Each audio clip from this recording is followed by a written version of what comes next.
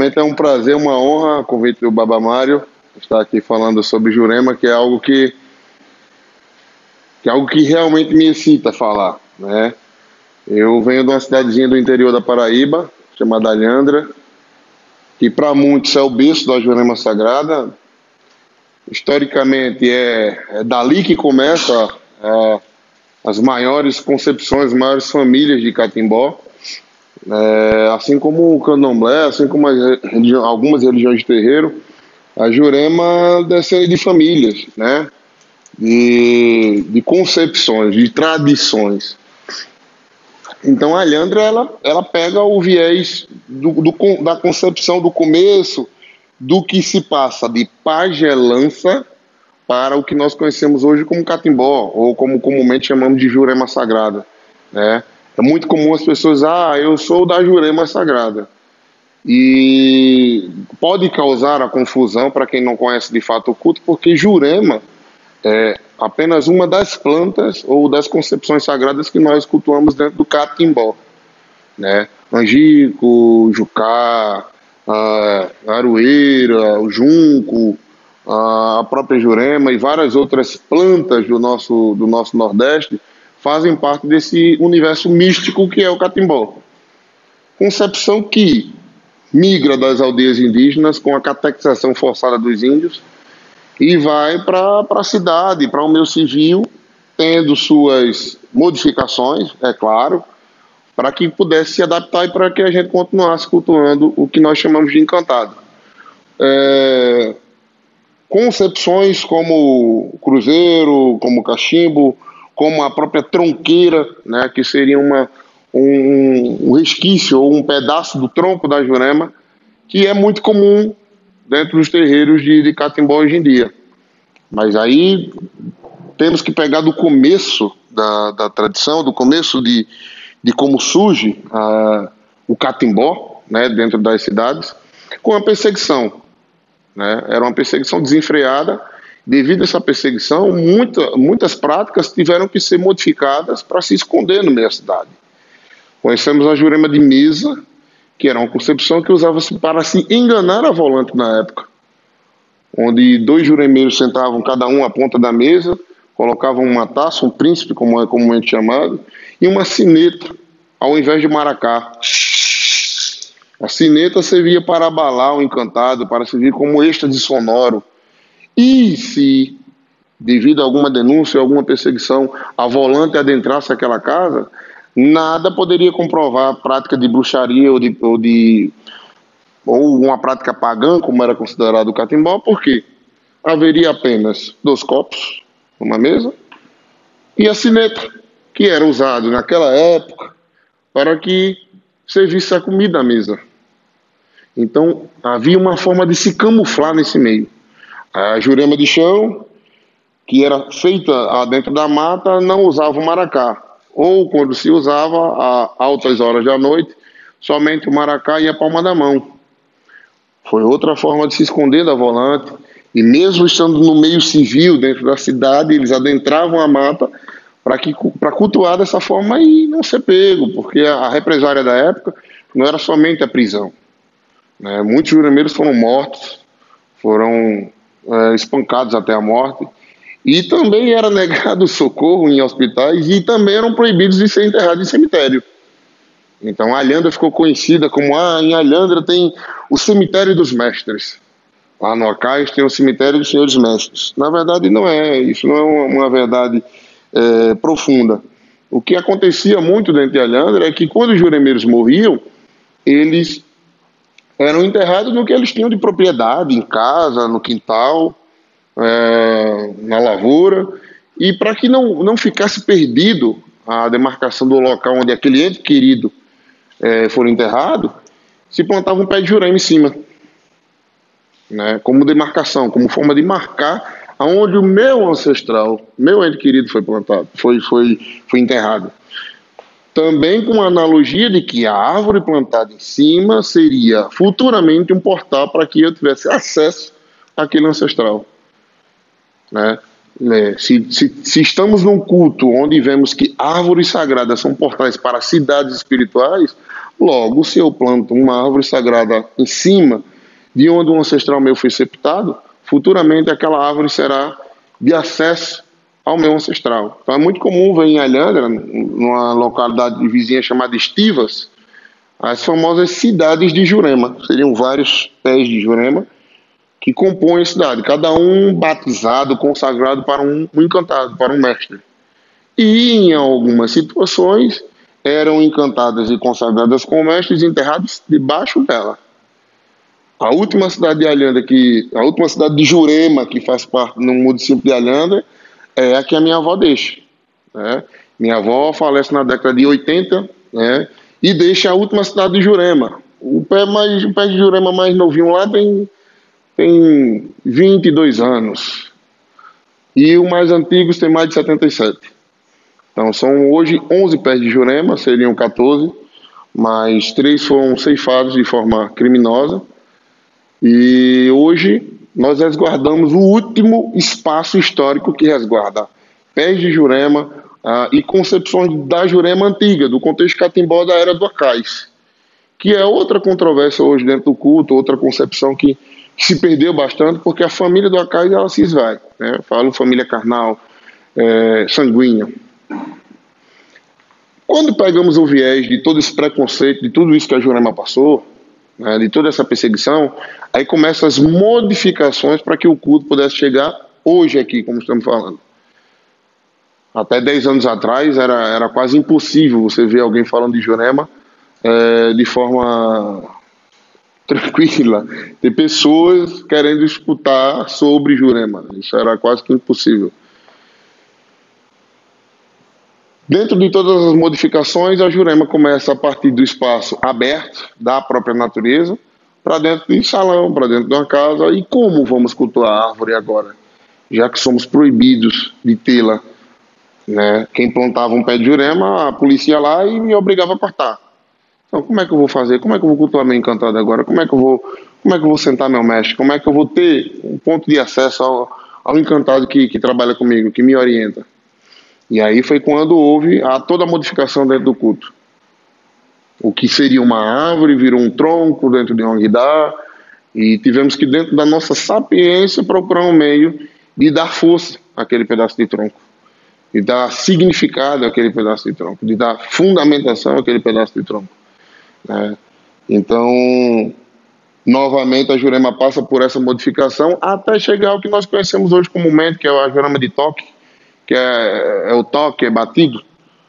É uma concepção nova de Jurema, porque antes, não somente em Paraíba, como em todo o Nordeste, existia a proibição do toque, do ilu, do tambor. Ilu seria o tambor ritualístico mais comum e utilizado dentro da Jurema. Né? Então, o toque do ilu, da marzuca, ou mazuca, como alguns chamam, que é a forma de bater o ilu, a ritmia do ilu, ela era proibida. Então nós conhecíamos muito a Jurema de mesa e a Jurema de chão, e com o passar do tempo o toque, a mazuca, foi começando a se adentrar a esses espaços, a esses salões, e a gente hoje é a forma mais conhecida de Jurema. Né? Eu consigo aqui reconhecer um irmão que também é da Jurema, que também pratica a Jurema de uma forma tradicional, que também faz um trabalho que é importante, que é de levar a Jurema dentro das redes sociais, que é expor a Jurema, inclusive parabéns pelo trabalho. Então, hoje, a Jurema passa novamente por outra transformação, que é de passar de uma tradição que passava todo o seu conhecimento somente de forma oral, e hoje ela tem a necessidade de pegar toda essa estrutura de conhecimento e jogar de uma forma científica, para que fique de fácil entendimento, para que seja estudado dentro de universidades, para que seja fácil entendimento em cursos, em palestras, enfim, porque é uma tradição muito rica, né? Muito rica. Não tem como a gente remeter ao Nordeste, quando a gente fala de Jurema, quando a gente fala da forma que o Nordeste se veste, como come, como fala, de costumes da bebida que é usada em meios culturais, como o nosso quentão, que é usado dentro do nosso São João, e é uma das bebidas mais comuns dentro da ritualística de Jurema, que é a nossa bebida de salão, né? Então, todas essas tradições de Nordeste e Jurema, elas se fundem muito fortemente, e não tem como a gente falar de um sem misturar, né? Depois de todas essas adaptações, hoje ainda passamos por mais algumas, e aí pegando do contexto de que eu nunca posso deixar de falar, que é da minha tradição, da tradição de Alhandra, ela é quem fortemente me ensinou todas essas práticas de sobrevivência, né? Hoje eu estou faz 8 dias que eu estou em São Paulo, 7 dias, já perdi até as contas, e até pouco tempo muitas pessoas não vinham falar de Jurema Sagrada aqui em São Paulo, né? Hoje é algo muito mais aberto, hoje é algo muito mais falado, porque a Jurema era muito arredia. As pessoas, o Babá Mário teve a, a oportunidade de ir a Alhandra e ele viu com os próprios olhos, ele sentiu que a Jurema que lá é praticada, ela é muito fechada, ela se prende bastante. As pessoas têm medo de abrir suas portas porque não sabem o que vão esperar. Então, hoje, eu tento, por fazer parte dessa juventude, mesmo tendo nascido num berço de Jurema, a minha avó foi a mestra Jandicília, uma mulher que revolucionou dentro de Alhandra. Foi a primeira a tocar o ilu porque era proibido. Ela foi a primeira mulher dentro de Alhandra a tocar o ilu, a tocar o tambor de Jurema, porque era proibido. Na Paraíba, o culto foi liberado na década de 60. Só então, pouquíssimo tempo atrás, só então ela conseguiu levar isso à frente. Então foi uma mulher que com 5 anos de idade teve sua primeira incorporação.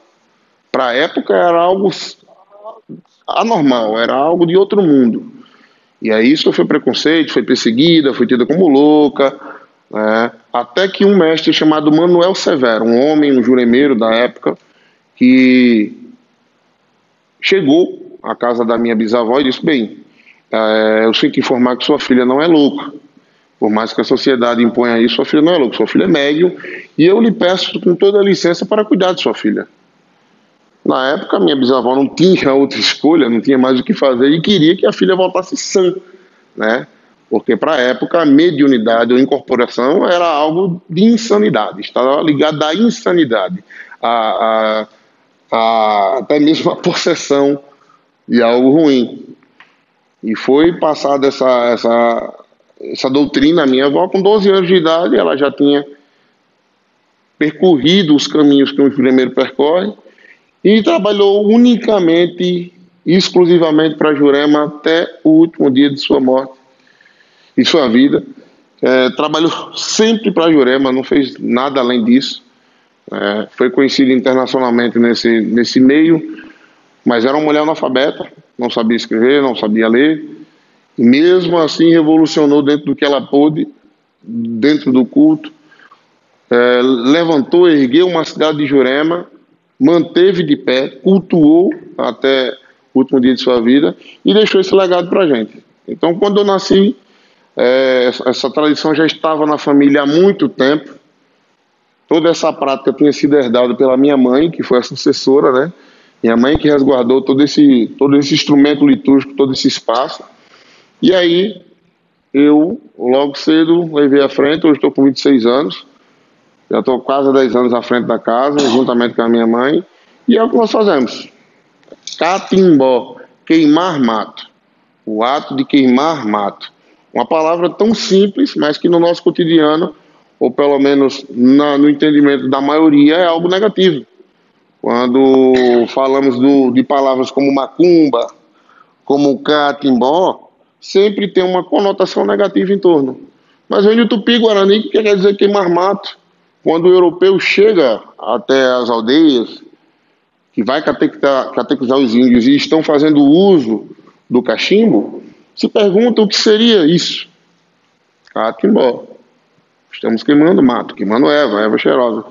Logo, tudo que não era questão, tudo que não estava mediante ao ensinamento da Igreja Católica, era prática pagã. Então, catimbó é algo ruim, macumba é algo ruim.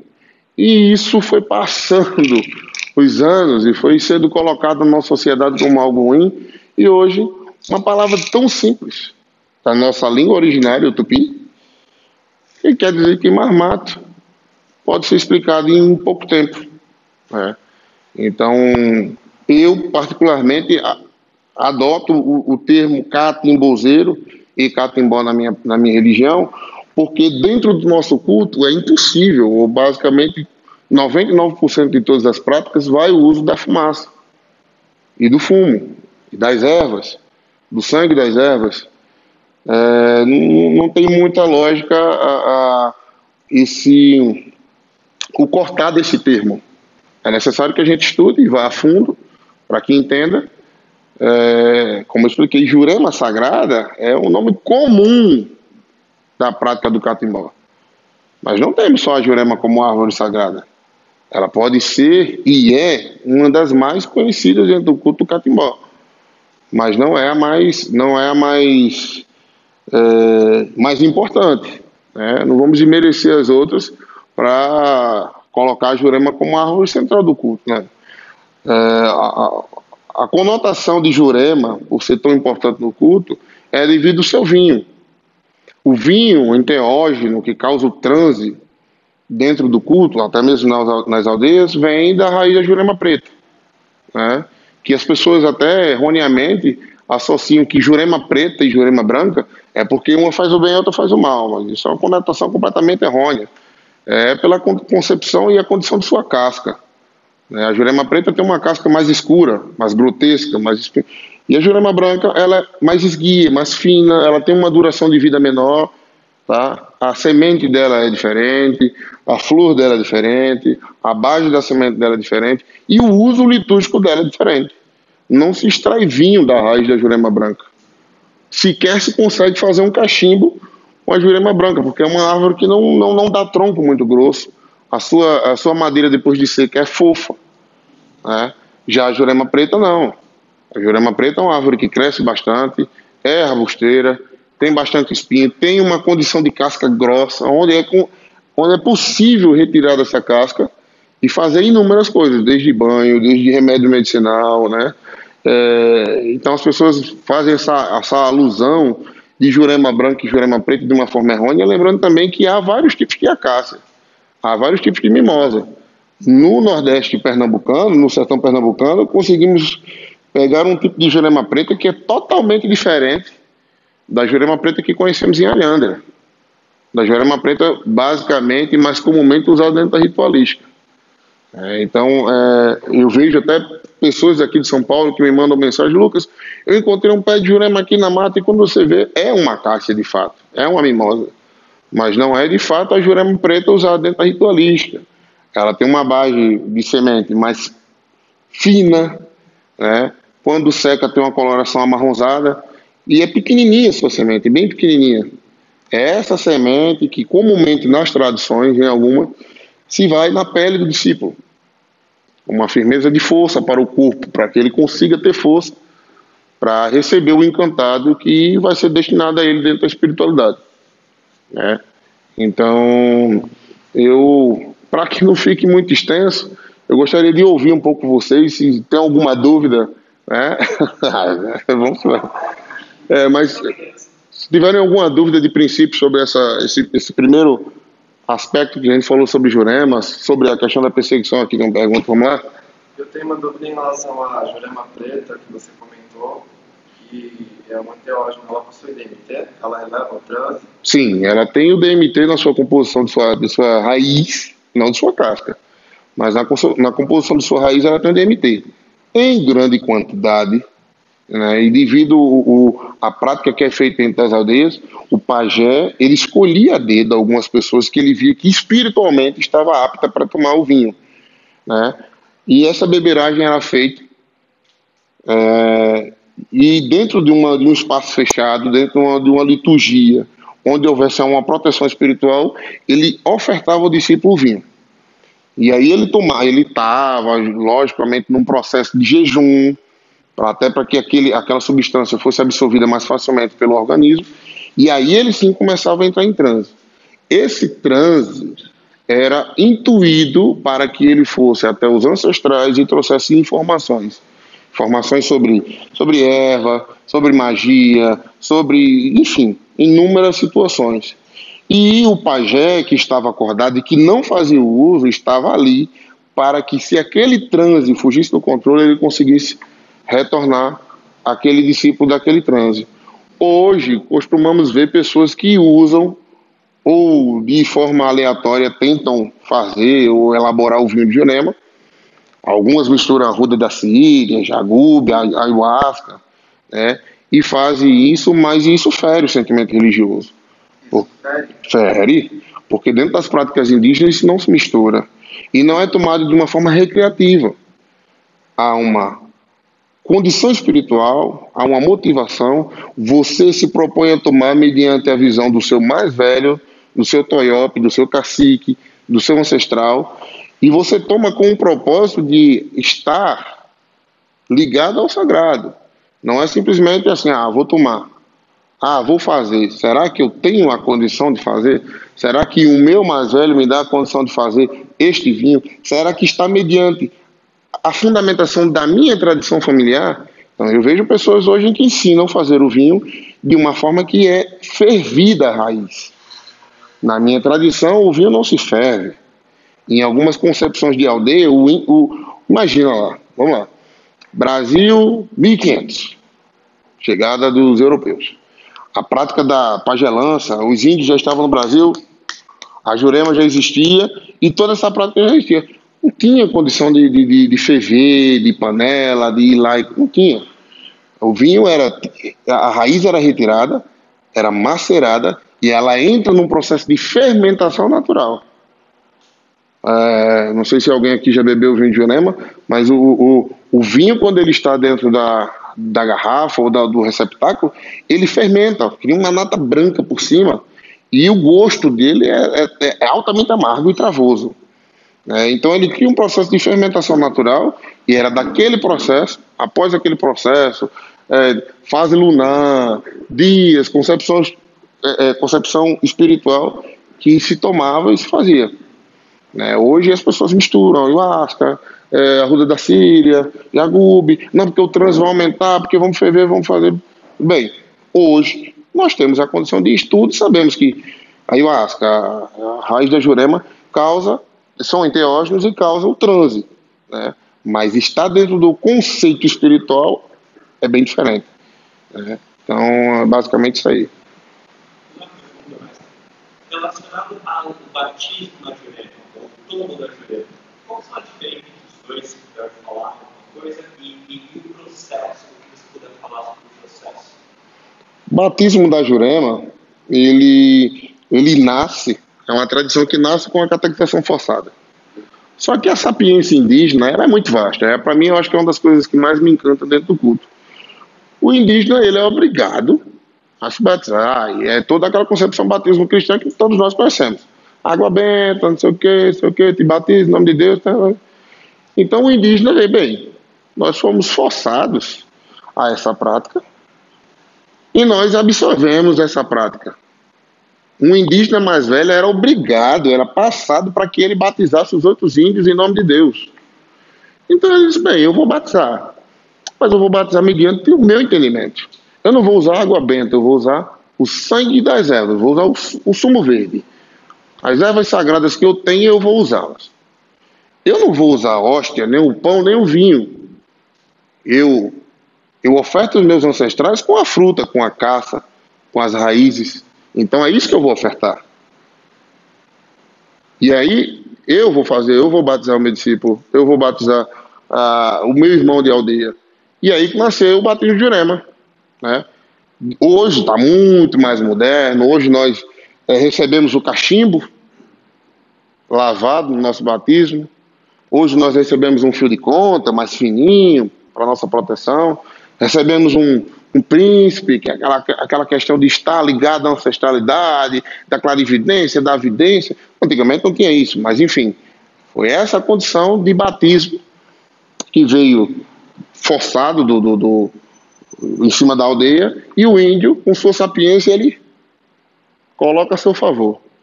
Eu vou sim batizar o meu discípulo, mas com as ervas sagradas que abençoam o corpo dele, para sacralizar o corpo dele mediunicamente, de uma forma que ele tenha força espiritual. Vamos fazer assim. Não é vinho, não é pão, não é hóstia. É peixe, é fruta, é mandioca, é batata, é inhame, é milho. Vamos ofertar aos nossos ancestrais, vamos convidar os nossos ancestrais, para que na hora que esse discípulo esteja batizado, todos os ancestrais, índios, toiopes, caciques, estejam presentes e abençoe ele na caminhada espiritual dele. Depois desse contexto de batismo, o discípulo tem toda a sua caminhada de desenvolvimento mediúnico, de conhecer sua espiritualidade, sua ancestralidade, mestre, mentor, caboclo, trunqueiro, enfim. Ele vai dentro do caminhar dentro da Jurema, passa pela consagração, que seria estar consagrado ao caboclo, a um ancestral primordial dentro da Jurema, a hierarquia maior dentro da Jurema são os índios, são os caboclos, né? E depois vem a corrente mais contemporânea, que seria as mestrias. Mestrias, mestres, espíritos contemporâneos que, independente de sua vivência ou condição de vida, estão dentro da Jurema para nos trazer conhecimento. A Jurema, diferente da Umbanda, que classifica baiano, caboclo, vaqueiro, boiadeiro. Não, a Jurema ela tem a mestria.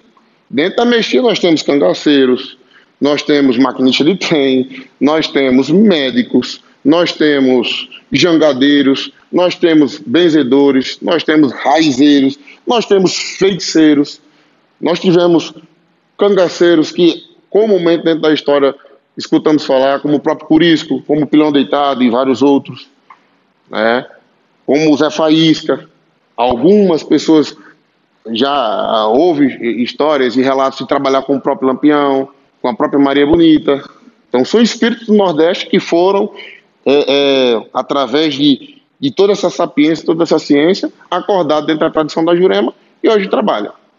Para chegar à condição de tombo, hoje é muito complexo falar de tombo, porque cada tradição tem sua visão de tombo. O tombo, o que seria dentro da tradição de Alhanda? Uma prática comum e frequente. O que conhecemos de tombo hoje na Jurema atual é uma prática que diz socialmente que aquele discípulo está pronto e apto para cuidar de outras espiritualidades, que nem sempre é uma verdade. Ele pode sim estar se predispor a ter a viagem astral do tombo, mas o tempo é da espiritualidade. Ele pode não ver nada, ele pode não galgar nada, e como alguém que não galgou algo espiritual seu, está apto a cuidar do espiritual dos outros. Então, atualmente o tombo dá uma condição social para que você seja um juremeiro, tenha sua casa, tenha seu povo, tenha liberdade de fazer suas práticas e fundamentos dentro da tradição. Mas não quer dizer que você realmente está apto espiritualmente. Socialmente, sim. Na tradição de Alhanda, o ato de tombar era feito com o uso do vinho e de ao menos 2 ou 3 juremeiros de sua confiança.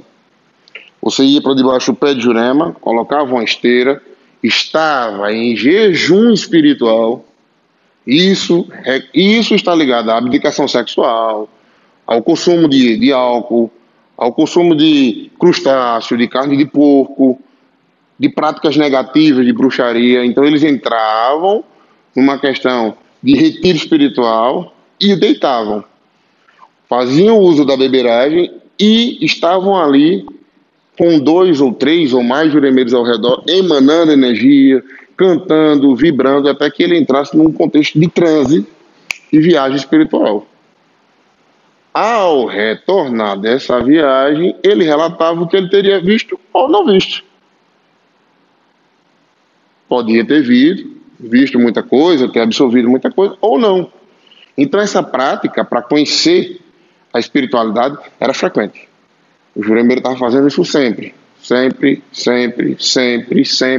para que ele dissesse assim: hoje eu conheço meu mestre. Meu mestre foi lá de não sei da onde, lá de não sei das quantas, ele vem de tal ciência, ele me passou isso, a aparência dele era essa. E hoje, por essa história dos mais antigos, se conta, no ato do seu tombo, você vai ver onde ele nasceu, onde ele viveu, onde ele morreu, o que ele fazia, como ele era, o que ele passa, qual a ciência que ele trabalha. E nem sempre é uma verdade. Há pessoas que realmente não conseguem ter essa viagem astral, até por um contexto mediúnico. Não é todo mundo que tem a facilidade da projeção, da viagem. Hoje, a prática do vinho, da beberagem, se perdeu. Então, não tem essa facilidade de eu colocar uma pessoa, através do vinho, para ter essa viagem astral. Hoje é muito mais difícil. Hoje a viagem astral do tombo, ela é muito mais difícil. Muito mais.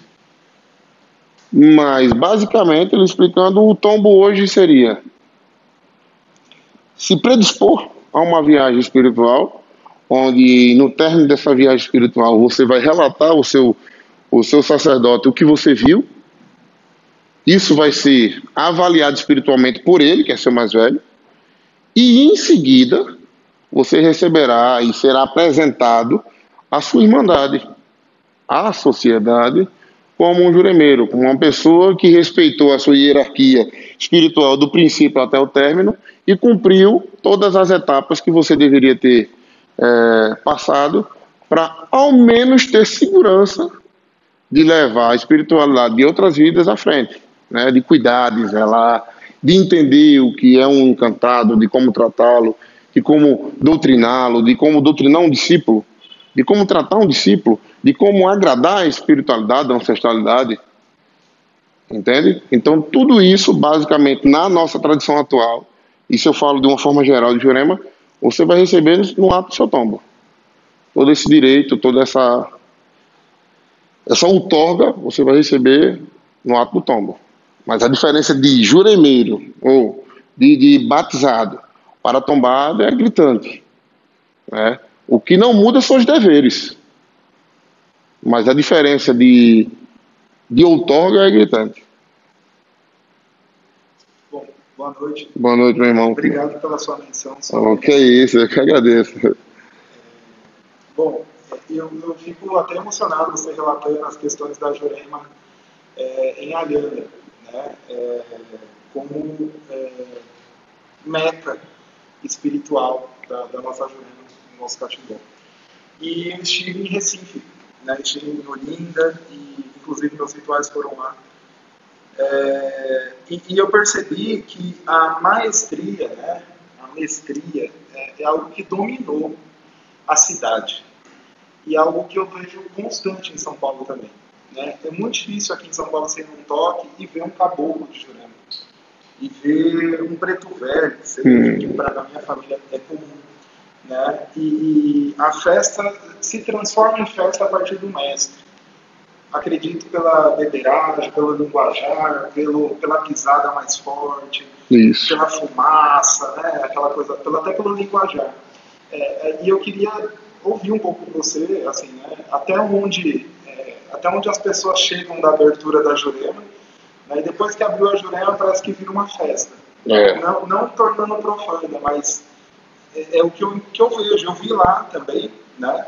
É o caboclo, ok, o preto velho, ok. Abriu a Jurema, começou mestra, parece que a religião vira até outra religião. De fato, o que você está falando tem todo sentido. A partir do momento em que, quando nós passamos de pagelança para catimbó, aí adentra dentro da Jurema.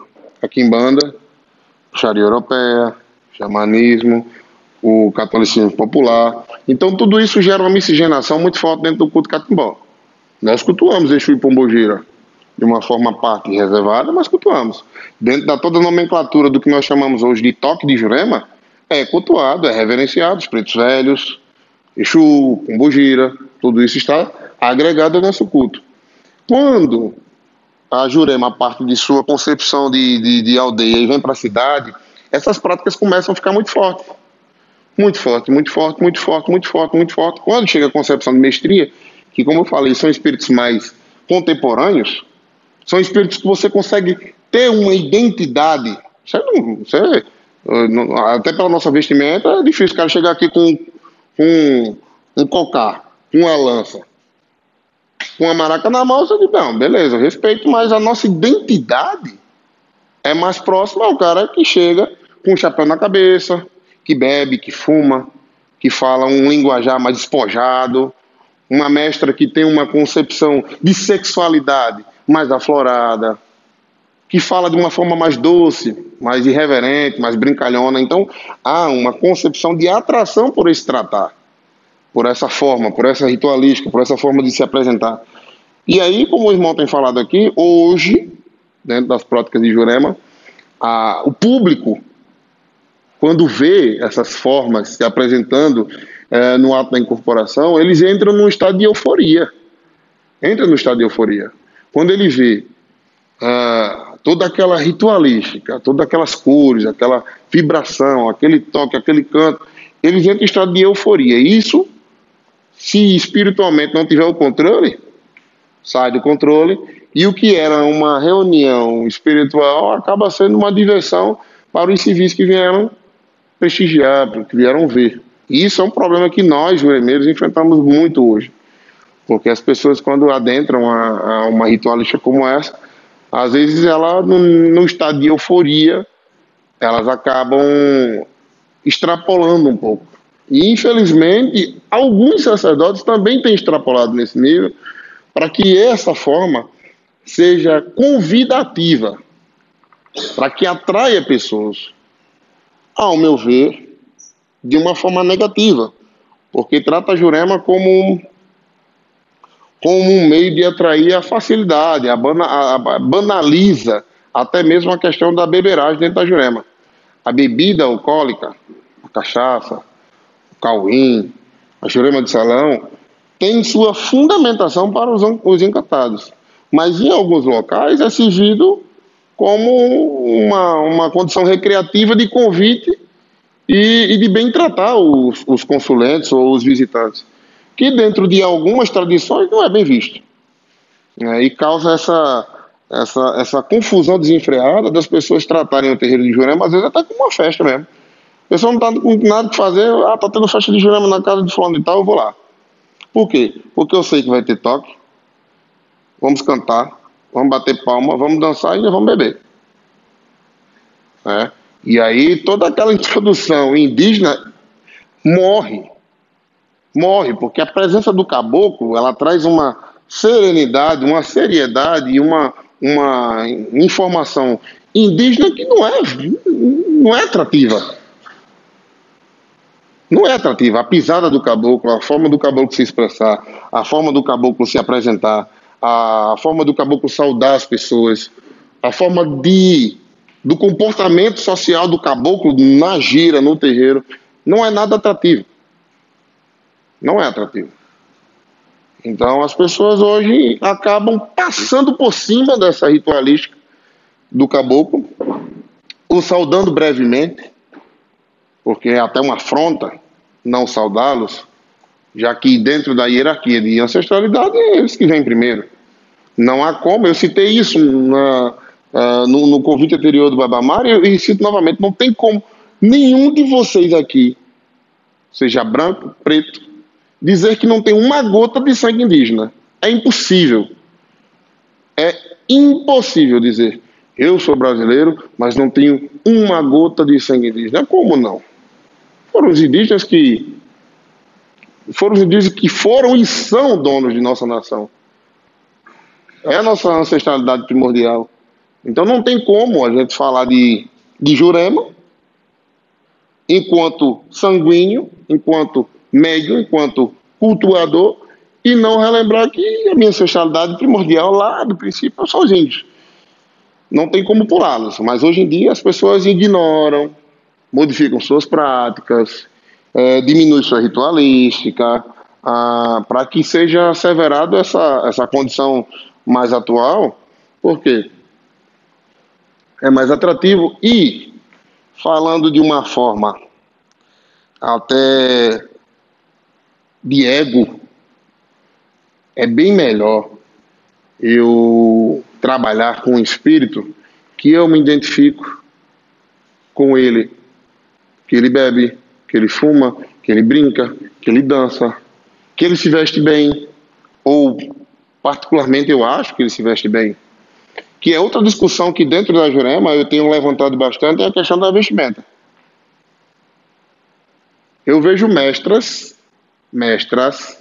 e mestres que em vida não tiveram a condição social de usar um terno, por exemplo, ou de usar um vestido armado com luvas, com gargantilha, com pulseiras, com bolsinha de lá. Não tiveram isso.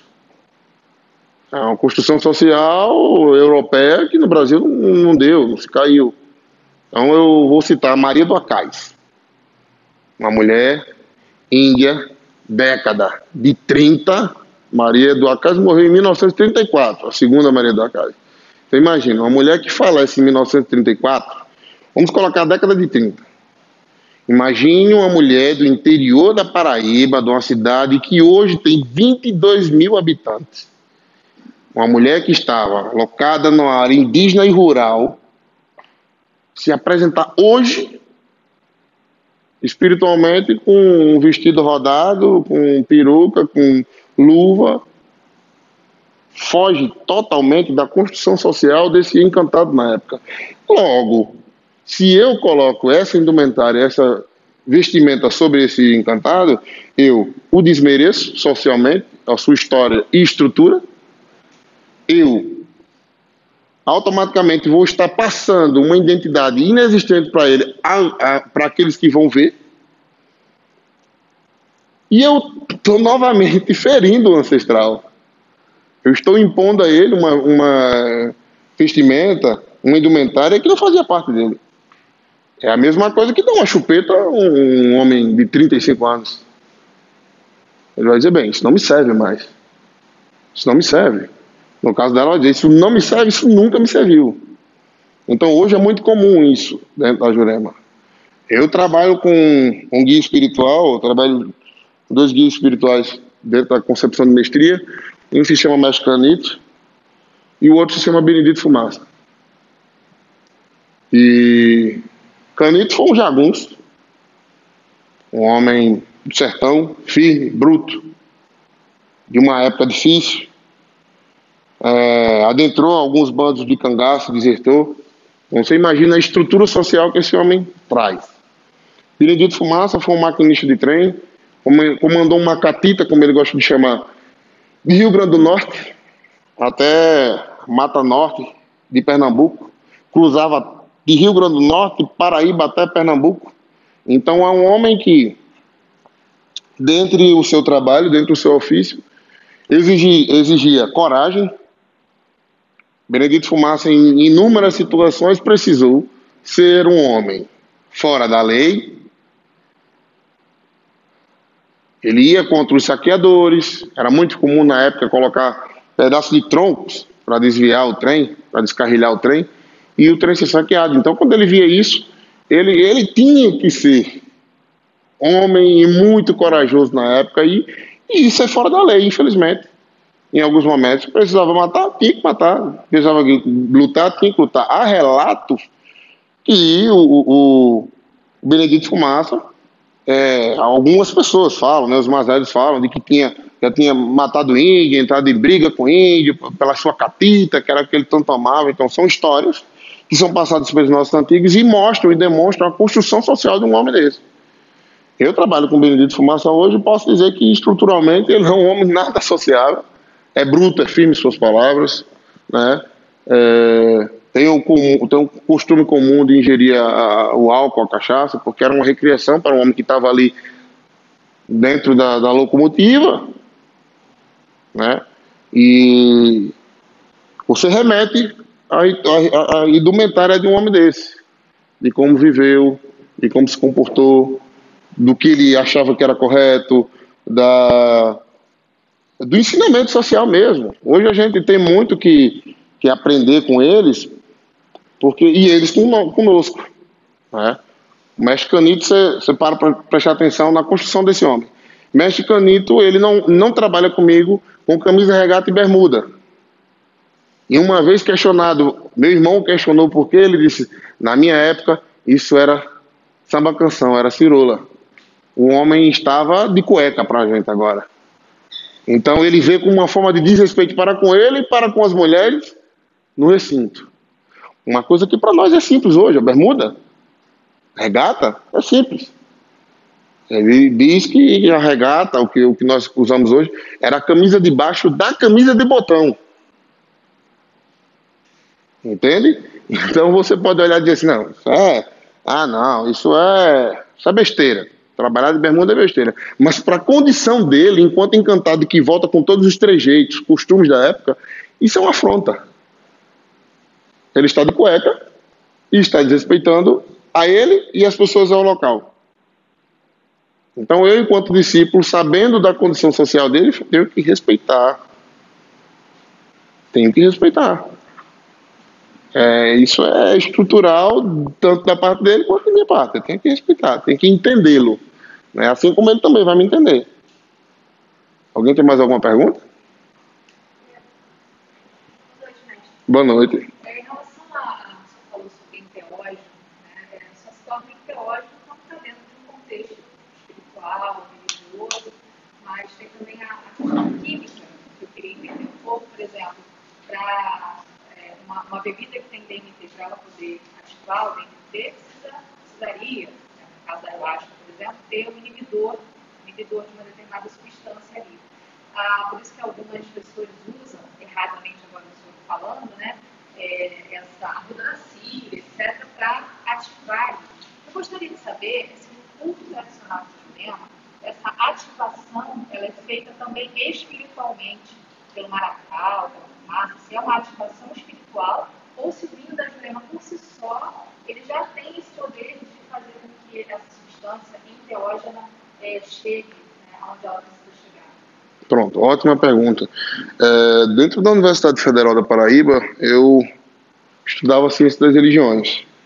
E fui convidado uma vez pelo Departamento de Neurociência do Comportamento para estudar sobre o DMT. E eu, logicamente, abracei a causa e fui estudar. O vinho da Jurema, quando em estado de fermentação, ele consegue ativar naturalmente o DMT. Só que o uso, ou melhor, o efeito do DMT encontrado no vinho da Jurema, ele é muito rápido no nosso corpo. Seria um transe de no máximo 3, 4 minutos. Por isso que eram outras dosagens e dosagens e dosagens eram dadas pelo pajé para que o transe do discípulo fosse satisfatório e desse para ele galgar algo de ensinamento. A arruda da síria, ela é colocada no vinho da Jurema para que o efeito seja prolongado, potencializado, entende? Então as pessoas encontraram o meio de dizer, não, vamos botar a arruda da síria, porque aí vamos prolongar o transe. O efeito químico do DMT vai ser prolongado no nosso corpo. E aí o que é que eu acabei descobrindo? Na época, alguns químicos pegaram o DMT e transformaram em cristais de DMT. Isso foi feito de uma forma ilegal e estudamos na época sobre isso, que pessoas fizeram uso do cristal de DMT no cachimbo, com fumo preto.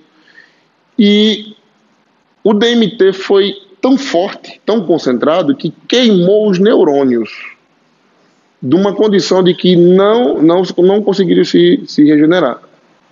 Então foi um dano mental muito forte, né? Eis aí que algumas pessoas cruzam o que poderia ser para o espiritual, algo que nunca foi usado de forma recreativa, e quando pega esses elementos de forma desenfreada, desinformada e muito forte, causa esses danos. Dentro da Jurema, pegando esse teu viés, dentro da Jurema temos uma história muito, muito interessante de um mestre que tomou o vinho e não conseguiu retornar. Que é a história do Mestre Carlos. Né? Até os mais antigos costumavam falar Mestre Carlos e Mestre Carlos menino. Mestre Carlos, um juremeiro, tinha dentro de sua seara, dentro de sua jurema, o vinho da raiz. E seu filho pega esse vinho, vai para debaixo do pé da jurema, com todas as indumentárias sagradas, e faz o uso desse vinho. Só que aí, como a gente falou, dentro de aldeia, o pajé estava lá para acordar a gente do transe. Ele tomou uma quantidade muito forte e não conseguiu retornar desse transe. Aí tens uma cantoria na Jurema que diz: Mestre Carlos é bom mestre que aprendeu sem se ensinar. Passou 3 dias caído no tronco do Jurema. Quando se levantou, aí foi pronto para trabalhar. Quando se levantou, espiritualmente falando, o espírito levantou, foi pronto para trabalhar.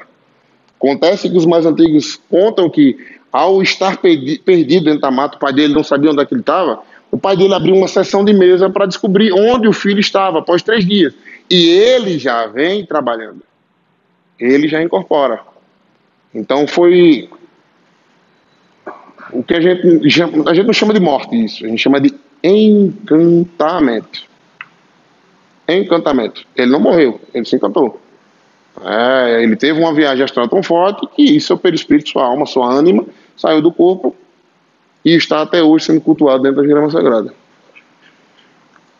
Mas uma história para comprovar que, de forma errônea e fora do contexto espiritual, da responsabilidade espiritual, o vinho de Jurema pode ser nocivo. Na esteira disso que você colocado, algumas pessoas que sofrem com transtornos psiquiátricos e precisam, inclusive, utilizar medicamentos para regular a química do cérebro, enfim, há alguma contraindicação do uso deste enteógeno a essas pessoas? Isso é conversado, abordado? Qual seria o protocolo nesses casos? Sim. O uso de Jurema do vinho da Jurema, para quem tem algum tipo de problema psicológico, ele deve ser, de uma forma responsável, freado. Dentro da Jurema nós temos outros tipos de ervas, de casca de raízes, que usamos para pessoas que têm problemas psicológicos, como o próprio mulungu, que pode ser usado em forma de chá para pessoas que têm insônia, enfim, série de tristeza, de angústia, qualquer tipo de problema psicológico. Então o Toiop, o cacique, no tempo de aldeia, ele observava as pessoas. E aquele indígena que tinha algum tipo de transtorno, na época, isso estamos falando no tempo das aldeias, e estamos falando de uma tradição que pode fugir do nosso contexto de sociedade, mas eles eram excluídos e algumas vezes até mortos.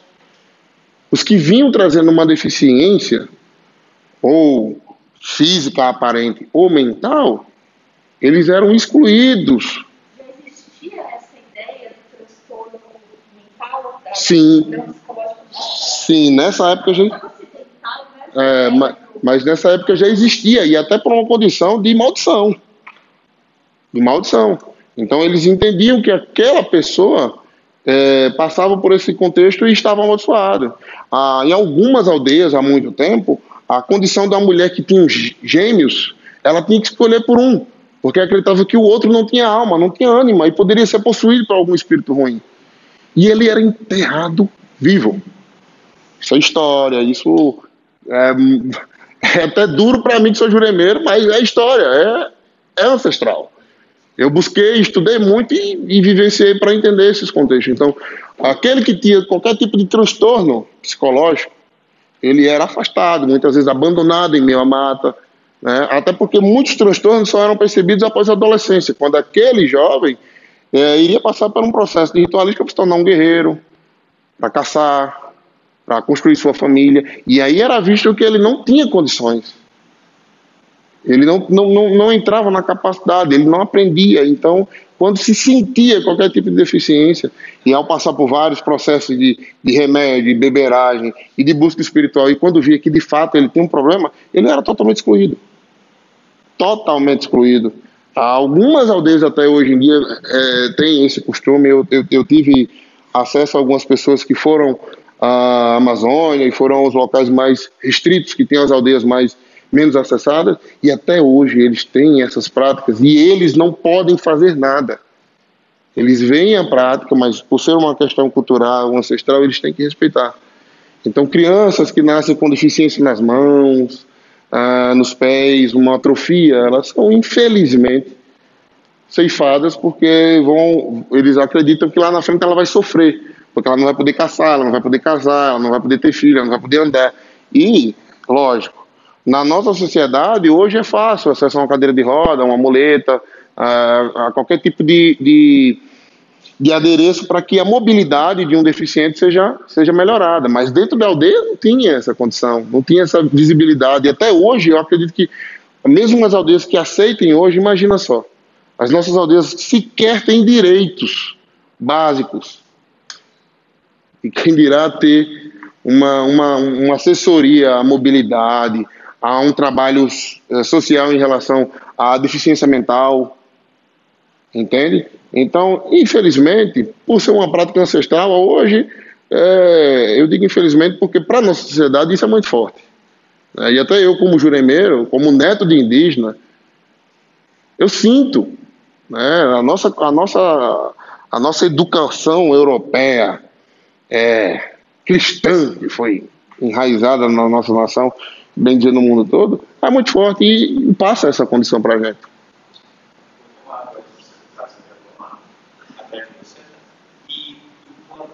Duas perguntas, mas acredito que você pode responder numa só. Principalmente, a gente na banda acaba conhecendo, tendo contato com alguns expoentes, né, que vieram do Catimbó, mas ficaram muito famosos na banda, como o Zé Melinha, Maria Padilha, e também o próprio Pinambá. E existem vários mitos, né, sobre essas figuras dentro da Umbanda. Principalmente quando fala fora da Umbanda, fala assim, ele não incorpora mais, ele toca, ele parece mais, ele virou um Zé Luz, enfim, tem narrativas acerca dele e de outras questões. Eu queria que o cara do Catimbó, se eu pudesse falar alguma coisa, por exemplo, como você olha para essas figuras que foram para a Umbanda e para outros cultos, ainda serão realmente espíritos, mas que, por uma questão cultural, acabaram tendo um nome, mas não são os mesmos do Catimbó, ou não? São de fato os mesmos, mas assim, dado a geolocalização, dado a expansão da Umbanda, eles encontraram um novo lugar para estar, mesmo sendo completamente diferente, visto que eu fizer Pilintra, tipo ali, por exemplo, você tem uma imagem dele que ele vai ter gravado. Isso. Enfim, essa é uma pergunta que você tem. Ótima pergunta. Eu gosto muito de pegar nessa tocante. Quando a gente fala de Pilintra, eu costumo denominar que o termo Pilintra seria uma alcunha.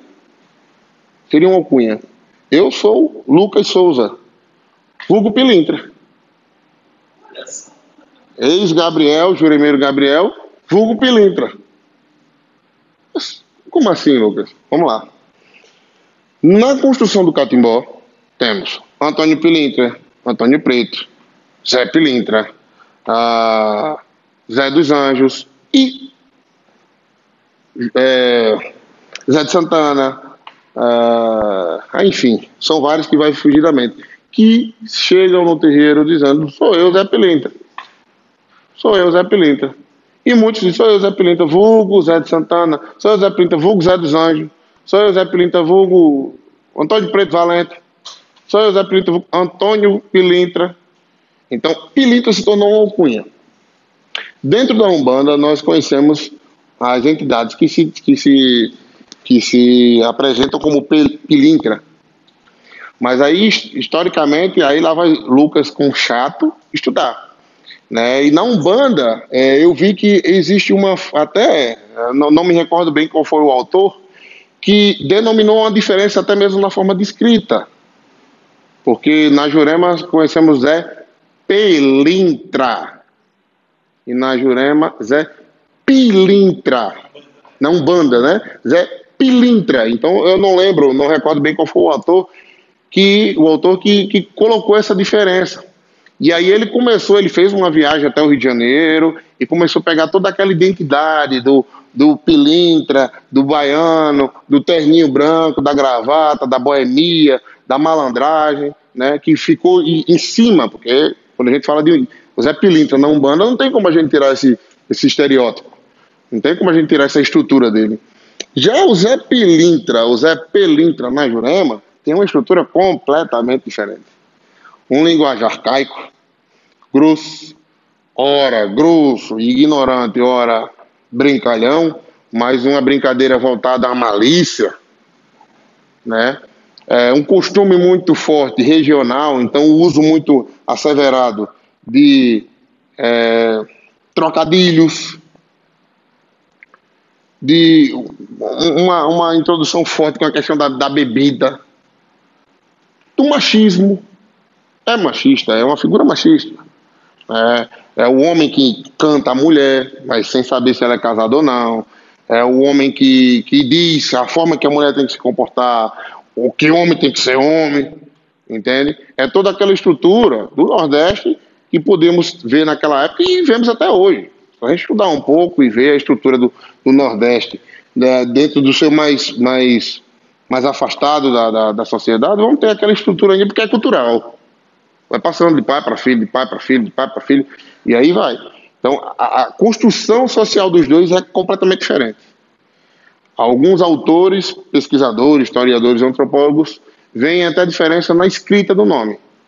E na ritualística dentro da Jurema, como você falou, algumas tradições acreditam que ele não baixa mais. O Zé Pelintra, o José de Alencar, o primeiro, enfim, há tantas informações, né, sobre quem teria sido o primeiro, quem é o primeiro Zé Pelintra, como é o nome do primeiro Zé Pelintra, e algumas tradições de fato, como você falou, não acreditam que ele desce mais. Acredita que ele é um espírito que já galgou todo a seu direcionamento aqui na Terra, né, já trabalhou, já evoluiu e não trabalha mais. Há tradições que digam o contrário, que ele ainda desce, que ele ainda trabalha, que ele ainda vem.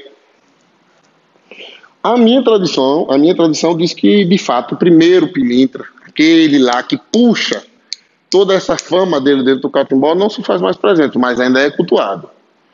Mas deixou um legado. Pilintra, Zé dos Anjos, Antônio Preto, Antônio Pilintra, Zé de Santana e vários outros que estão dentro da concepção de Zé e da alcunha Pilintra. Então, respondendo a sua pergunta, é basicamente isso. Tem um aqui, outro ali. Pode perguntar. Você acabou de tocar num assunto interessante. Você falou que ele teria terminado o seu desenvolvimento espiritual e não estaria mais presente. Embora pontuado, não estaria mais presente. No catimbó, continua ou existe essa noção de desenvolvimento espiritual? Sim, no catimbó estamos dando como uma religião que acredita em cidades espirituais, que acredita em evolução espiritual. Logo, se meu ancestral, se esse encantado destinou-se ao que ele vem, que é trabalhar, que é ajudar, que é prestar conhecimento, que é prestar serviço, que é prestar auxílio a todos nós que o solicitamos, logicamente que dentro da concepção de espiritualidade, de cidade espiritual, ele vai galgar crescimento e evolução espiritual. Uma hora ele estará dentro de cidades espirituais que não estarão de acesso à nossa incorporação.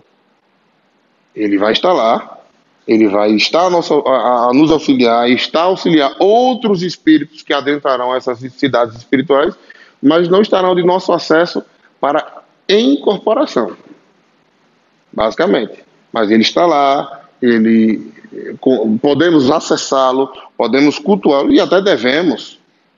E não é porque ele não faz presente na incorporação que devemos ignorá-lo, né? A caminhada espiritual continua, mas não mais incorporando. Então acreditamos sim nessa questão de evolução e muitos deles falam disso. É comum ouvirmos dentro dos salões das casas de Jurema até um termo chamado galardão, né?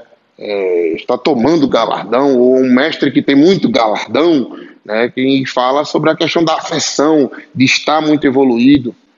Alguns mestres já estão num estágio de não beber mais na matéria, da quebra dos vícios, entende? Então tem sim essa concepção de evolução, até porque se não existisse, seríamos para sempre discípulos.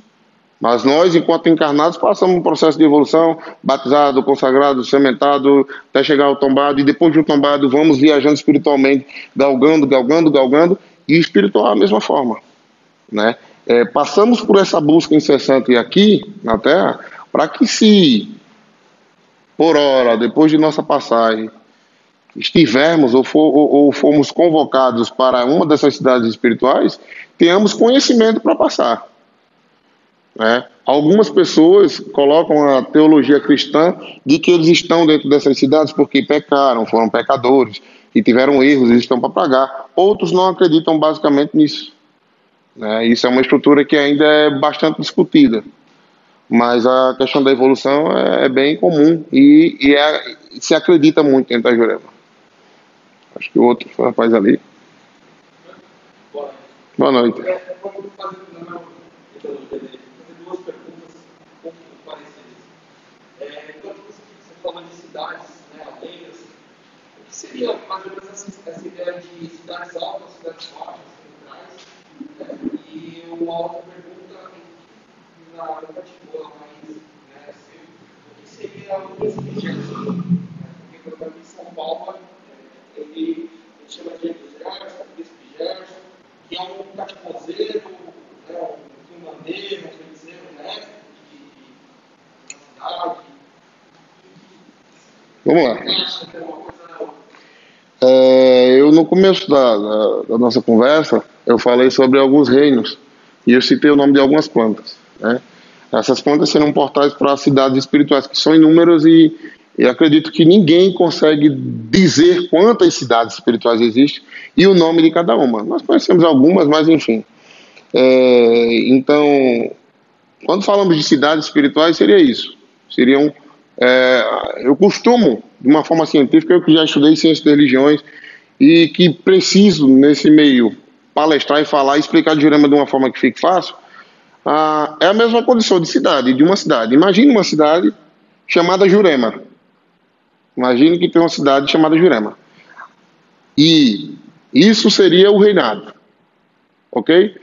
E as cidades espirituais seriam os bairros. Então, dentro da cidade de Jurema tem bairro tal, bairro tal, bairro tal, bairro tal, bairro tal. Dentro desses bairros, vai ter um bairro nobre, vai ter o bairro de classe média e vai ter o bairro barra pesada. Entende? Então, basicamente, de uma forma chula, mas que de fácil entendimento, seria basicamente isso. Nós temos reinados e devido à evolução espiritual desse espírito, ele vai estar numa cidade não tanto evoluída como uma mais evoluída, né? Lembrando que a nossa concepção de evolução é muito vaga. É muito vaga a nossa concepção de evolução. Eu até, às vezes, evito usar esse termo menos evoluída, porque para nós a evolução é toda uma estrutura de educação, de doutrinação, daquilo que socialmente é aceito. Mas para nossa época isso é algo bem, bem diferente, né? Já pegando o viés do Nego Gerson, o Nego Gerson é uma das entidades que está presente no Catimbó, mas não somente nela. Porque várias tradições do nosso Nordeste e do Norte, elas lidam com encantado. Nego Gerson é um encantado. Você vai na encantaria, no Código do Maranhão, Nego Gerson está lá. Você vai no Catimbó Jurema, Nego Gerson está lá. Se não me falha a memória, Tamborimina, Nego Gerson está lá. Então, Nego Gerson é uma estrutura de encantado. É um encantado que, novamente, eu repito, estando numa tradição que cultua a ancestralidade, ele é cultuado. Ele é chamado, é reverenciado, e se ele é uma energia espiritual, é um encantado, ele pode estar aqui, nesse exato momento.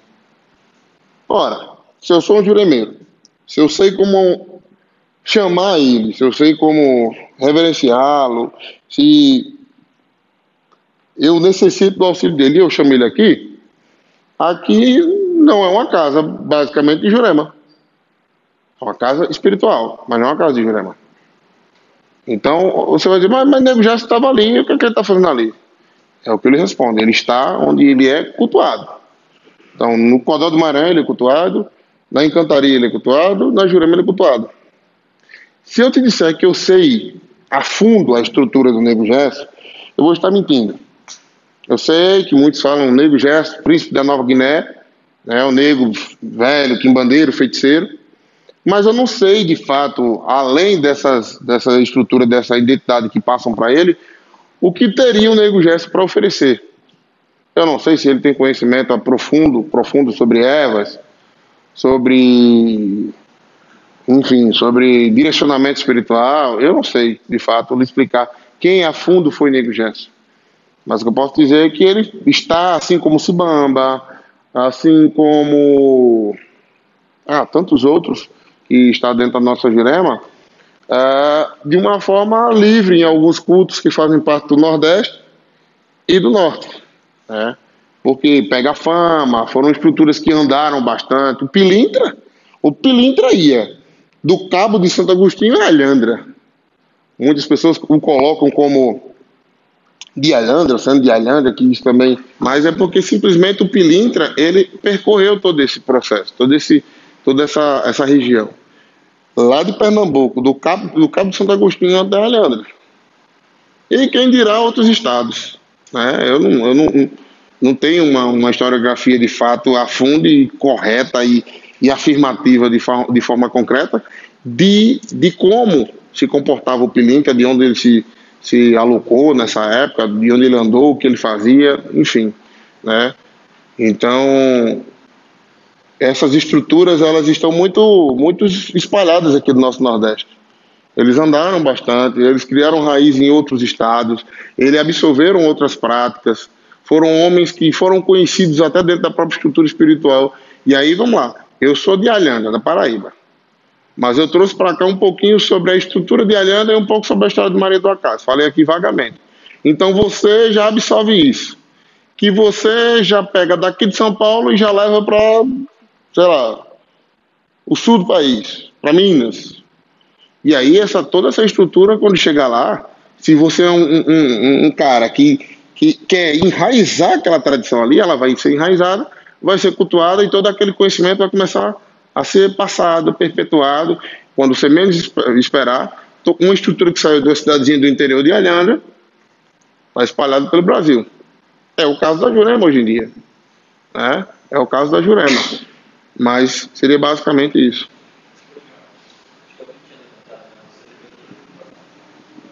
Boa noite.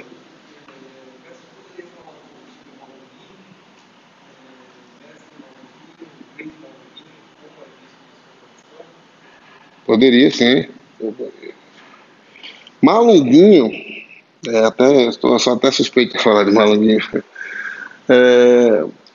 Malunguinho, eu vinha conversando sobre o próprio, a gente estava conversando um pouco hoje cedo.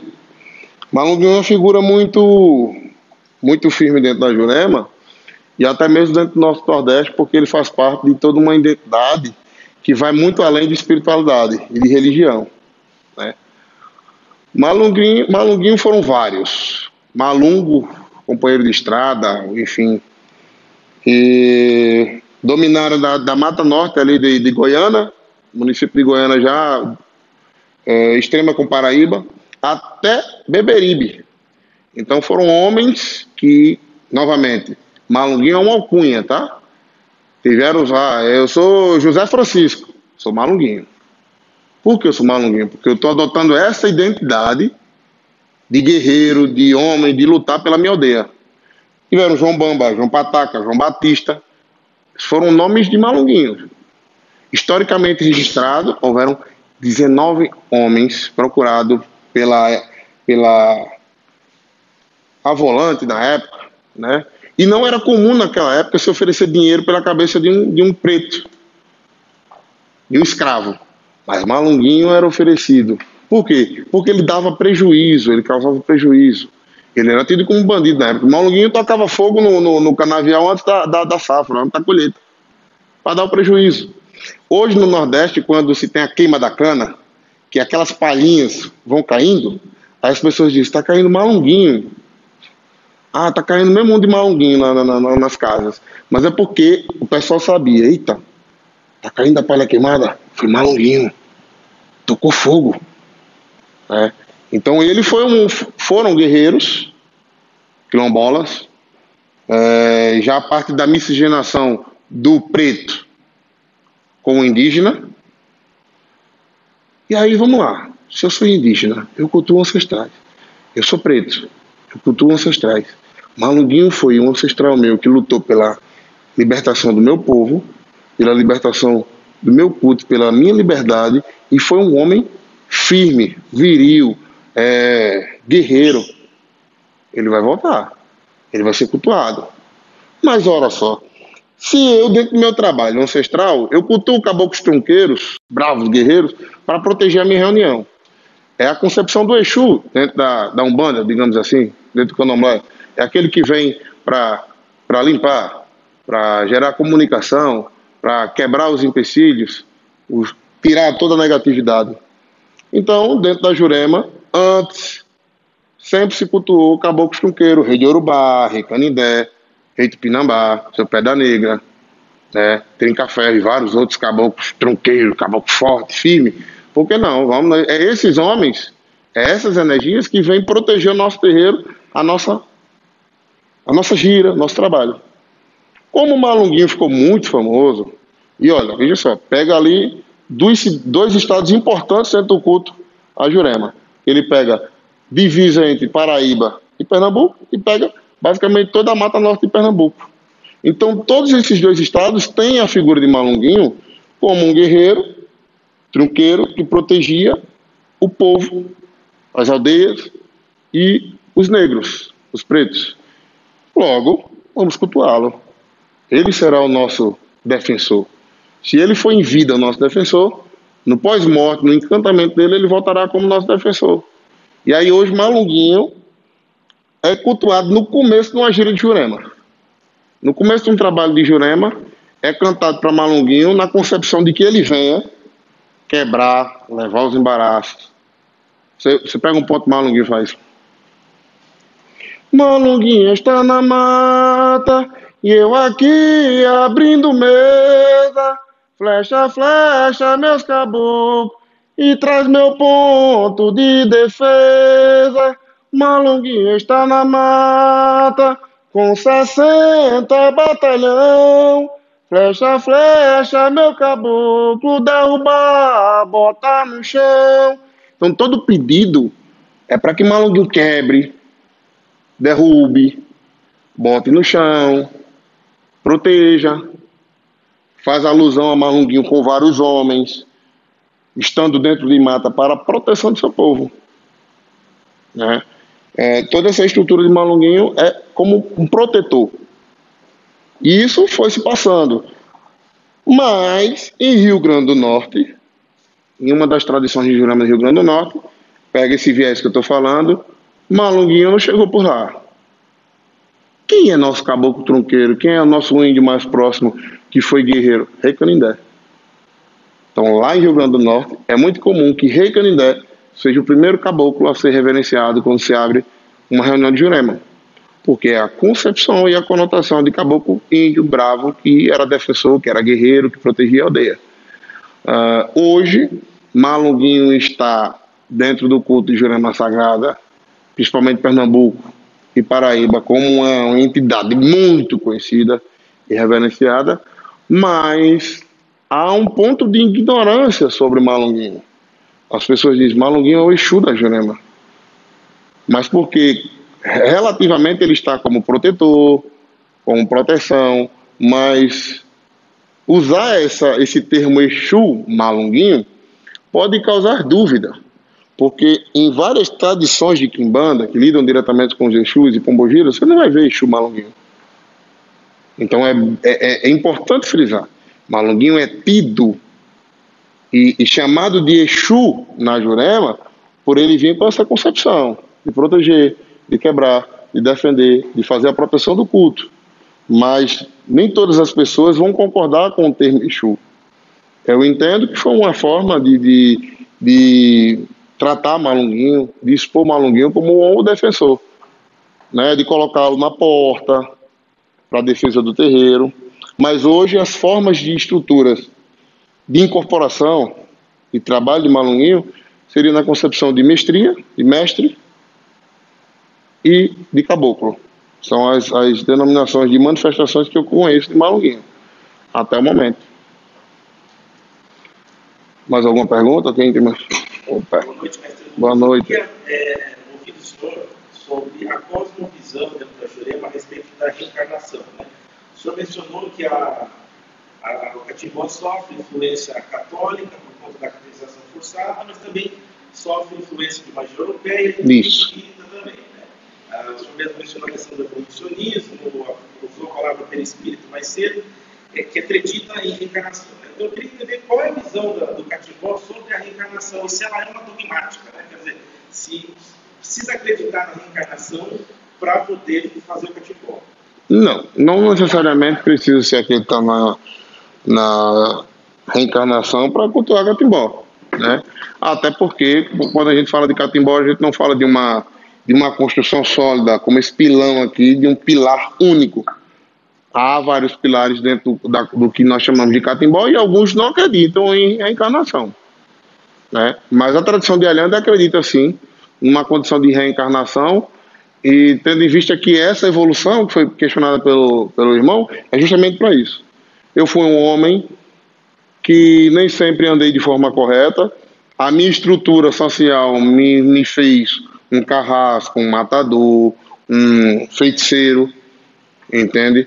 E eu estou dentro do mundo espiritual para que eu evolua, para que eu aprenda que em terra eu não fui boa pessoa, mas eu sou um homem que tem um grande conhecimento, que tem vivência, que entendo a minha sina, e hoje vou trabalhar para que a minha sina não seja a sua. Vou galgando evolução, vou me compreendendo através do seu trabalho mediúnico, ao chegar a um ponto que eu galgo as maiores ou as mais evoluídas cidades espirituais, onde lá mesmo eu sou redirecionado. Isso é uma estrutura que algumas tradições de Jurema acreditam, principalmente a tradição de Alhanda, porque tem uma forte influência cristã. Para você ter noção, em 1932 foi erguida a Capela do Acais, uma capela que até hoje quem visitar Alhanda vai ver. Às margens da PB 034 tem uma igreja criada por Maria do Acais. Maria do Acais foi e é um dos nomes mais significativos em torno do Catimbó. Ela não criou um terreiro, ela não criou uma casa de Exu, ela não criou nada físico a não ser a igreja. Então você diz assim, poxa, então a concepção cristã para esse povo era muito importante. Era de suma importância. Eles naquela época eram proibidos de entrar em igreja. Se eles fossem entrar na igreja, opa, retira-se, você é bruxo, feiticeiro, você é pagão, aqui você não é bem-vindo. Então bem, como o Acais era uma comunidade indígena em volta e que agregava muitos juremeiros, eles criavam a própria igreja e iam cultuar lá dentro. Mas essa condição de reencarnação não é algo totalmente explícito em todas as tradições. Tem tradições que não acreditam nesse viés, mas aí eu faço um questionamento para algumas pessoas que falam: que sentido teria um espírito estar trabalhando e continuar trabalhando por todo um sempre? Que concepção seria essa de estar ali para sempre? Entende? Por quê? Que quem destinou essa imposição, quem impôs isso, que ele se manterá ali sempre? Aí entra o que eu novamente costumo falar de alcunha. Vamos lá. Eu trabalho com Canito, uma entidade que se intitula Zé de Canito, ou Canito do Fogo. Eu vou para minha viagem astral e ele diz assim: meu nome é José Pereira Júnior. Ele aqui também é de Canito. Aí ele foi para a viagem astral e Canito disse: meu nome é Arthur Gabriel Ribeiro. Poxa, peraí. Não. Poxa, Lucas tombou, disse que o nome era tal, eu tombei para o mesmo mestre e o nome é outro. Poxa, mas o Canito de Lucas quando vem com o dedo troncho. O meu vem normal. Acho que tem alguma coisa errada aí. Aí vamos O que algumas tradições colocam também é a condição de alcunha. Na Umbanda eu falaria falange, né? Alcunha. São espíritos que, até mesmo o próprio Canito, viu esse espírito, da mesma vivência, da mesma estrutura, chega para cá, para a cidade espiritual, você vai trabalhar, você vai se apresentar com o meu nome, com essa estrutura, com essa forma de trabalhar, mas você é esse camarada aí, eu sou eu, certo? Estamos aqui, time de futebol do Flamengo, time do Vasco. Cada um tem um nome, mas estão em prol da mesma coisa, usando o mesmo uniforme, se apresentando como jogador do Flamengo e por aí vai. E segue o fluxo e o time é para ganhar. Então, dentro dessa concepção, aquele primeiro já evolui, e tal segundo, e tal terceiro, e tal quarto, e tal quinto canito, o sexto canito, lembrando, tá? Eu sei que isso vai ficar gravado, não é uma verdade absoluta, isso não existe de verdade absoluta dentro do culto de Jurema. Acredito que em nada na vida existe verdade absoluta. Isso são visões e visões e visões de tradições e tradições, tá? Essa é uma visão que eu particularmente acredito porque faz sentido. Imagine só, eu trabalho com canito, só existe um canito, eu estou trabalhando com ele aqui, e o camarada lá em Alhama está trabalhando com ele lá também. Tudo bem? Espiritual, a gente está falando de uma coisa além do nosso entendimento. Mas não faz basicamente muito sentido uma estrutura energética que é uma ânima, que é uma alma, que é uma singularidade, se dividir em partículas para conseguir trabalhar numa concepção de, não é radiação, é incorporação. Entende? Então, eu particularmente acredito nessa premissa e ela segue a visão da reencarnação. São espíritos que aquele espírito principal agrupou, doutrinou dentro das cidades espirituais e colocou para trabalhar. Tem vários mestres que dizem, quem me puxou para a cidade foi Zé Pilintra. Quem me puxou para a cidade foi Junqueiro. Quem me puxou para a cidade foi Simbamba. E aqui estou eu. Sou fulano de tal. Sou cicrano. Sou beltrano. Entende? Sem falar na condição de que a cada dia, trabalhando e indo a fundo da ciência, a gente descobre uma nomenclatura de mestria nova. É muito vasto a concepção de nomes e de alcunhas que tem dentro da mestria, né? Então, mediante a minha tradição, existe a questão da reencarnação. O senhor falou muito sobre humanos, né? O mestre, o caboclo, mas sempre uma figura humana. Na sua tradição, existem figuras não humanas e elas incorporam, como é a visão de figuras não humanas? Não propriamente encantados, mas seres espirituais não humanos. Até o momento não me foi revelado nenhum ser não humano, né? Temos estruturas espirituais, né? Como você falou, não encantados, mas não tem como citar um não encantado. Como vou dar um exemplo dentro do folclore comum, a comadre Fulozinha ou o Curupira, né? Seriam nada mais, nada menos que guardiões da mata. No Candomblé vamos ter o Aroni, é o espírito da mata, aquele que deve ser reverenciado para entrar e para buscar as ervas, para que não cause confusão ou perca ou dano àquele que adentra a mata. Dentro da Jurema é a mesma coisa. Temos o Mato Florzinha, temos o Curupira, que é reverenciado nas entradas da mata. Quando adentramos para fazer nossos trabalhos, eles são reverenciados. Tem tradição que cultua como o Mato Florzinha, tem tradição que cultua como Curupira, tem tradição que diz ao dono da mata. E, salvo digo, essa forma de oferenda se compara muito com o que é feito para o sangue e para o Orani. É o fumo, é a cachaça, é o mingau das almas, é moeda, é mel, são comidas, frutas, entende? Sempre na condição de pedir licença para que a estadia na mata, por mais que momentânea, seja segura e que não atraia nenhuma negatividade. Mas é pensando neles mesmo que eu fiz a pergunta, e aí você incorpora, não, sim, eles são só cultuados. Alguns falam que incorporam, até hoje eu não tive essa experiência, eu nem vi, nem presenciei essa experiência, até porque são espíritos da mata que se encantaram dentro da própria mata, numa estrutura física da mata. Então, na minha tradição, eles não incorporam. Mato Fulozinha, nem o próprio Curupira não incorporam.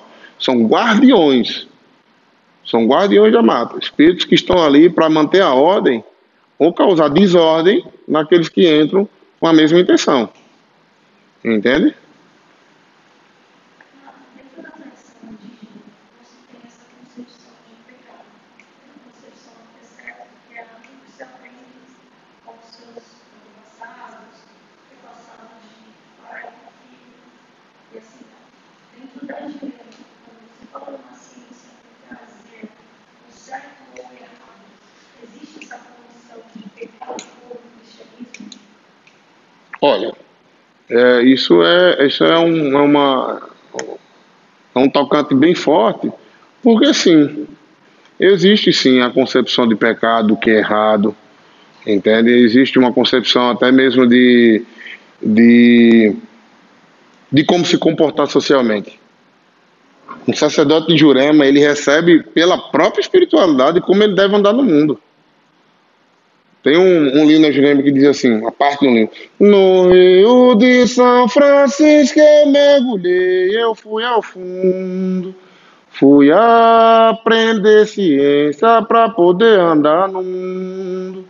Quando ele diz que foi aprender ciência para poder andar no mundo, ele diz assim: eu fui buscar conhecimento espiritual para ser gente, para não fazer besteira, para não ferir os outros, para não me tornar um bandido, um devasso, um mentiroso, um mau caráter. Entende? Então, dentro da Jurema tem sim essa estrutura que nos passa uma severidade. Até, só digo, passa-se muito. Porque hoje nós costumamos ver até algumas entidades da Jurema reclamar porque homens usam brinco. O irmão aqui está presente de Jurema, ele vai dizer, usam brinco. Então, porque era uma construção social da época que eles achavam correto e eles querem passar nos tempos atuais. Por mais que a gente saiba que isso não influencia nada no caráter de ninguém. Tatuagem, piercing, brinco, enfim. Isso não influencia na estrutura social de caráter de ninguém.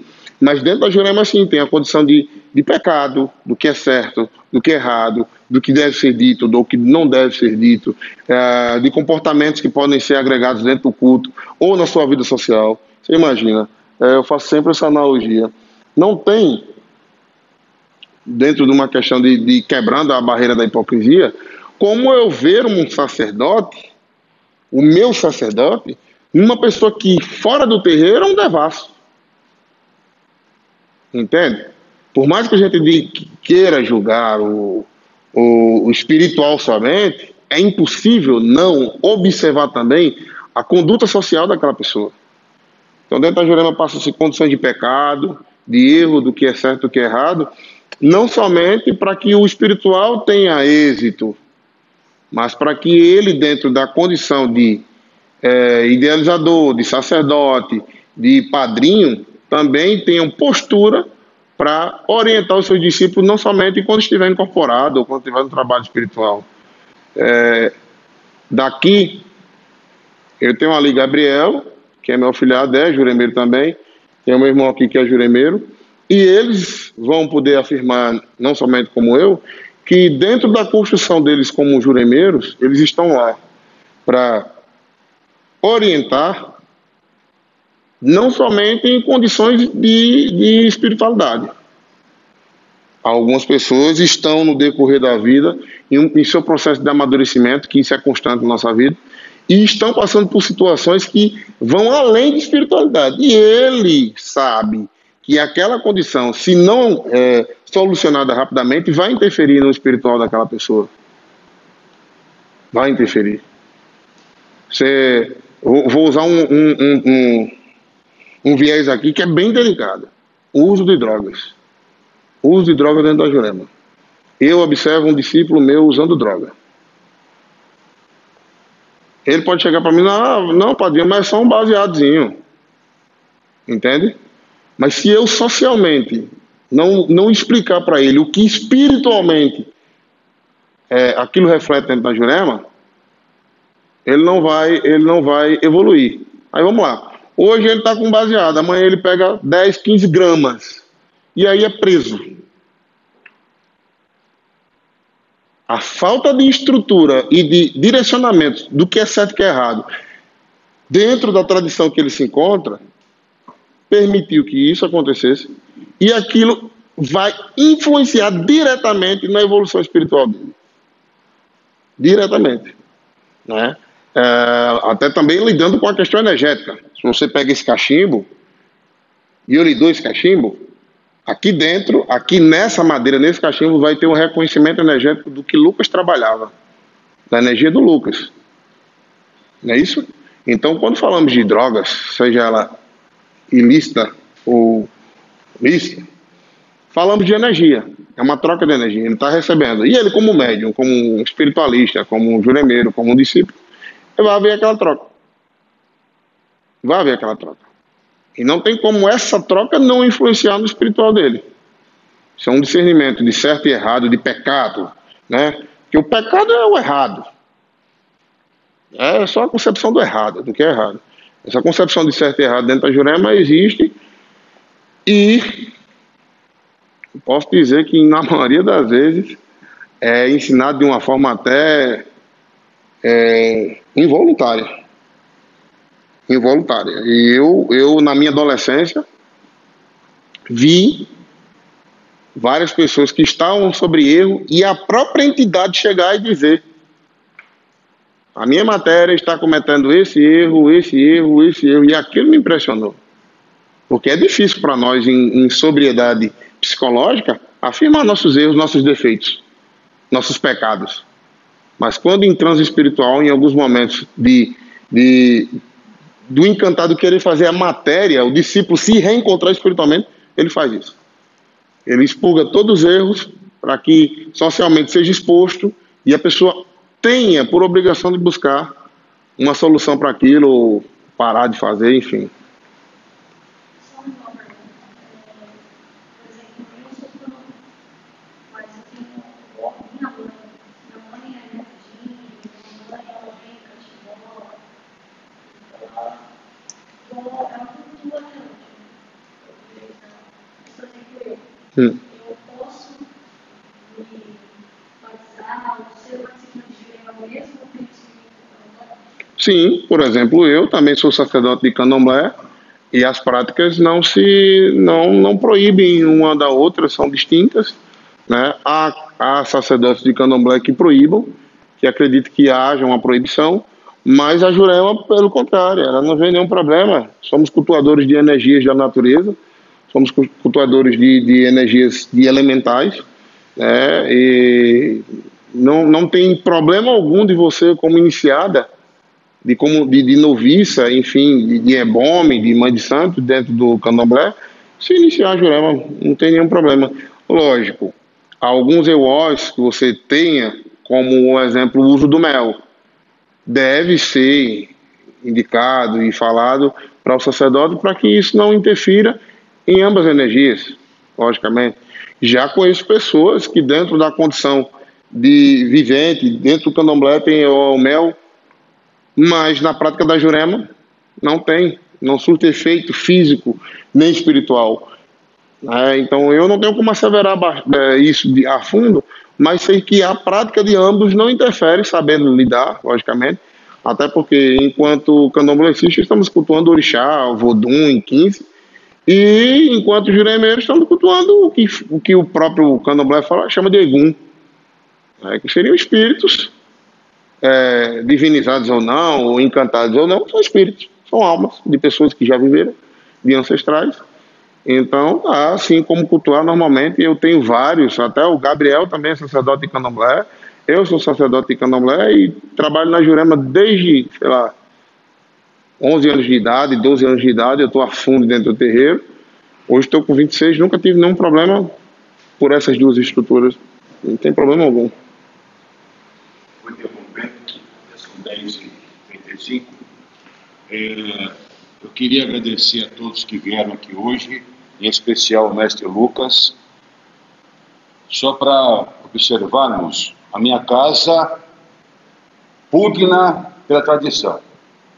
Então eu busquei sempre, para trazermos para discutir sobre tradições, alguém que conheça a tradição como ela é na sua raiz. Então, falar de Jurema, eu tenho que falar de Alhandra, falar de Paraíba, de indígena, de Nordeste. Eu não posso falar de Jurema, de Catimbó, em São Paulo. Não nasceu aqui. Ela veio para cá com os imigrantes nordestinos. E o nosso trabalho de resgate desta casa com os ideais do mestre Lucas.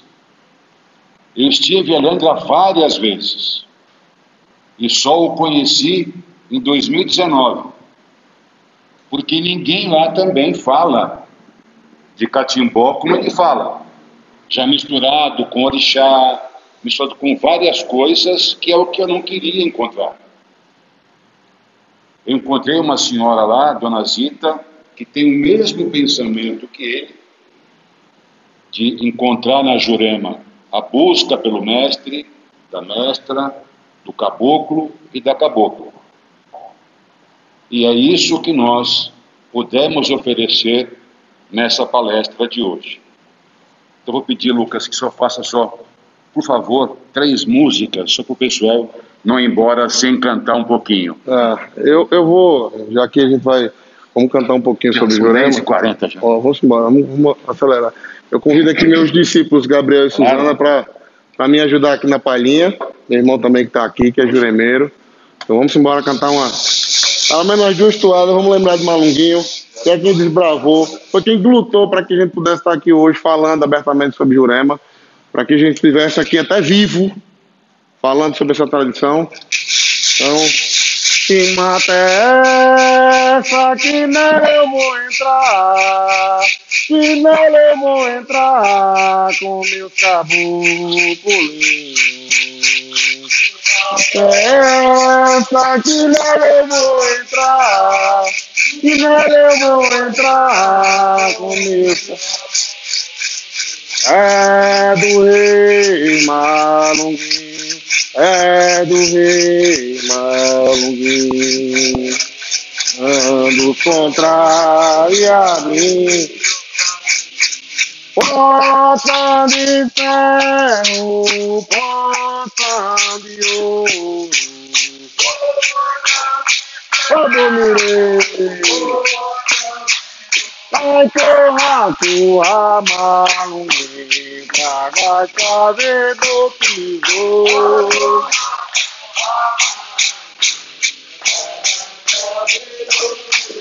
Ai, corra, Malunguinho, traga a chave do tesouro.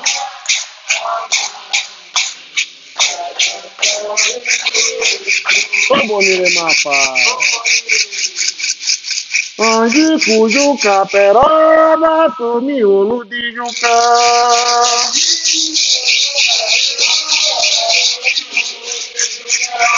Sou galo pra doceire, sou mourão pra doçurrar.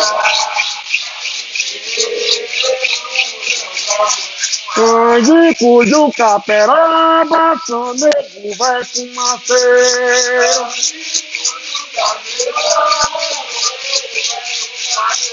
O faca do porte perto, o fuzil do fogo ligeiro.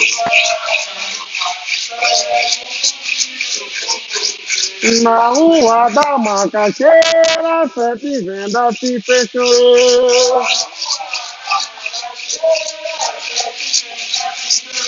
Com a fumaça ao contrário que Benedito mandou.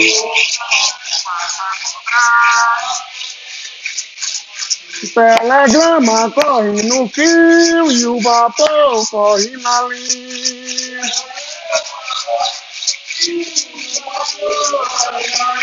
Quando o juiz é forte, o pensamento adivinha. Juiz é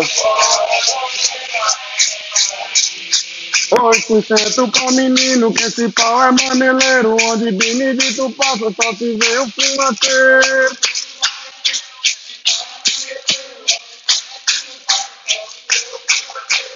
Sou Benedito Fumaça, sou maquinista de trem.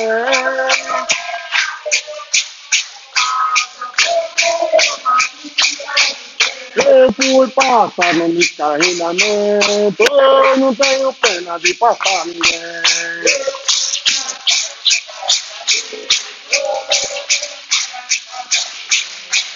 Se livre quem vem na estrada, se livre que lá vem o trem.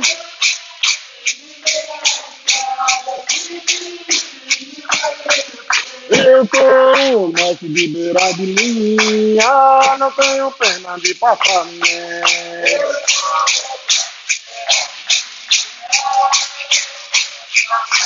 Ora, mestre Benedito Fumaça. Novamente agradeço a todos a presença, a oportunidade de falar da Jurema. Para mim é um prazer, uma honra novamente estar aqui na casa, a convite do Baba Mário, rever alguns amigos, alguns irmãos, né? E estar com afilhados novamente, entre amigos juremeiros, que levam a tradição à frente, que divulgam, que mostram, que asseveram a Jurema Sagrada em terras paulistanas. Isso para mim é muito importante, porque quando eu chego para cá, é desse povo que eu preciso. É dessa identidade, é desse acolhimento que eu preciso. Então eu agradeço novamente a todos que escutaram, que perguntaram, que questionaram, e espero que cada vez mais a tradição da Jurema seja asseverada em espaços sérios como esse, que busca o conhecimento e rebuscar, né, essas tradições, dar visibilidade a elas. Então, muito obrigado a vocês.